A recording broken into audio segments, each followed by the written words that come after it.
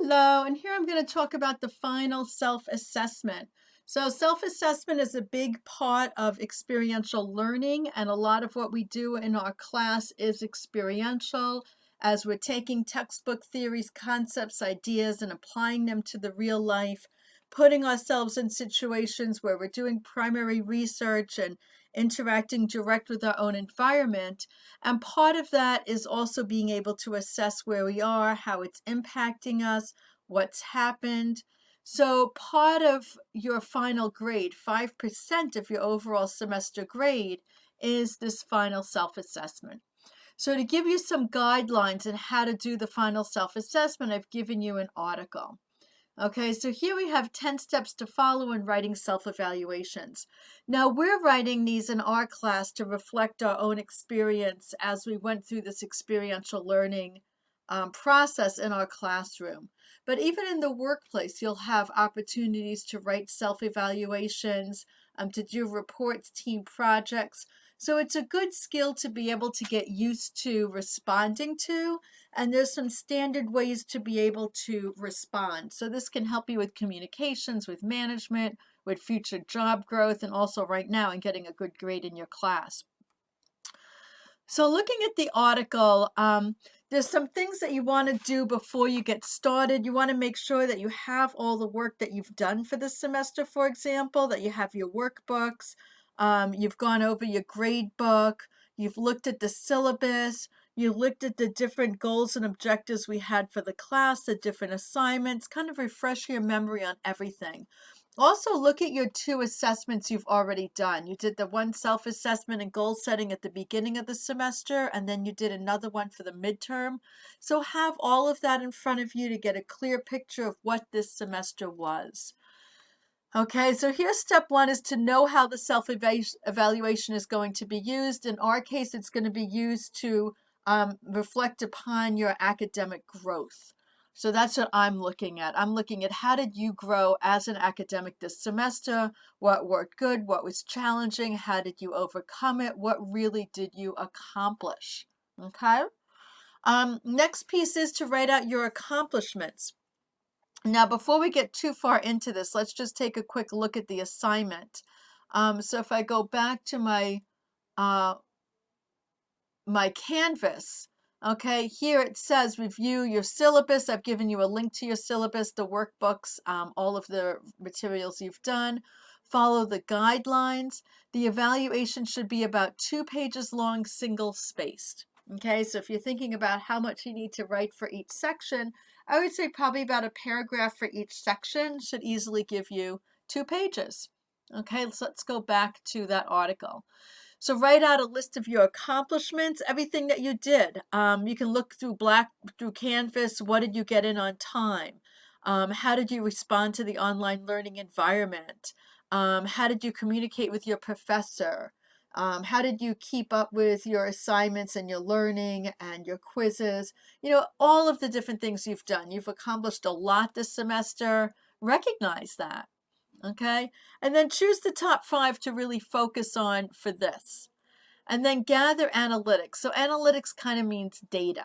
You know, if there's, how many articles did you hand in? How many average hours a week did you spend studying? How many times did you go to DCAS or reach out to other folks for help?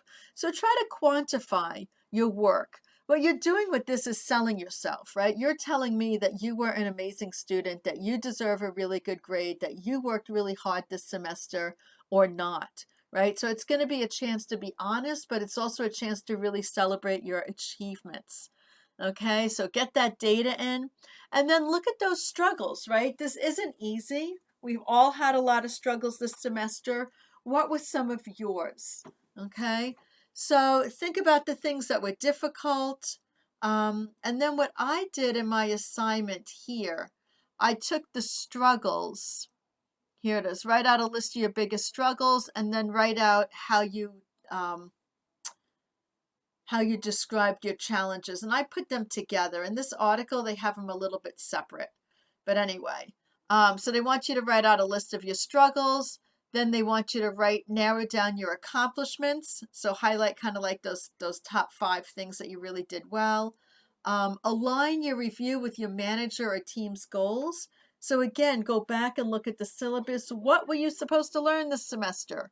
How are you demonstrating that you learned, that you met the semester's goals, right? So again, you're looking at presenting yourself as an academic. So align yourself with what we're originally looking at achieving in our class. Stay positive when describing your challenges.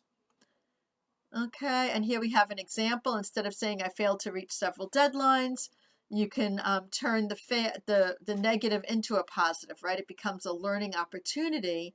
Several missed deadlines helped me to identify my time management challenges. Okay, so you're reflecting. You're showing how, okay, this was something that I had a challenge with, deadlines. Okay, and now I'm more aware of my time management challenges. Okay, and then actions you've taken. Right, so here I've started creating daily task lists to help me stay on track. And this should be a little easier for you because we also have the assessments and goal setting that we've been doing throughout the semester. So you can easily refer back to those. Okay, keep the focus on you. Okay, so kind of working with that locus of control, right? What was it that you could do? What was it that you did do? Okay, that's what we're evaluating. Don't forget to ask for growth opportunities. Okay, and that's a great place for goal setting for next semester. What might you do differently going forward next semester? What are some of the great takeaways that you're going to continue to replicate next semester? Okay, so that's your growth opportunity, is thinking about the fall and what kind of goal setting and learning are you going to bring to that period in time. Or even the summer, if you're going to be doing summer classes, or if you're transferring or you're graduating, what learning from this are you going to bring forward? And then the last thing is a couple of self-evaluation do's and don'ts. So don't put in feedback that you got from others. Don't just make a list. Okay, so I want to see this kind of written out, but you can do it 1, 2, 3, 4, 5, 6, 7, 8, 9, 10, right? And then have a couple of sentences explaining each area. Let's see, focus on the highlights when it comes to achievements. Okay. Don't make typos. This is a big one. Okay. You guys are representing yourselves. There is no reason why your final evaluation should have typos in it. Okay. So really take that seriously. Make sure it's spelled right. Put it through Grammarly, right? Or put it through spell check, or send it to your advisor to go and give a final look through. Okay, I will take off points if things are spelled wrong and you have grammatical errors. And get a second opinion, right? So have someone read over your evaluation before you hand it in. Okay, I'm giving this to you way in advance. You have weeks to get this done. It's not due until May 15th. Don't wait until the last minute. It is an important part of our learning, and it's a really great tool to start getting used to using anytime in your life, to kind of do that moment to reflect, where have you been, where have you gone, and really celebrate your accomplishments. Good? So there we go. So you guys get to write your self-evaluation. Okay? Post it here in your assignment and you'll be good for the semester. Let me know if you have any questions. Thank you.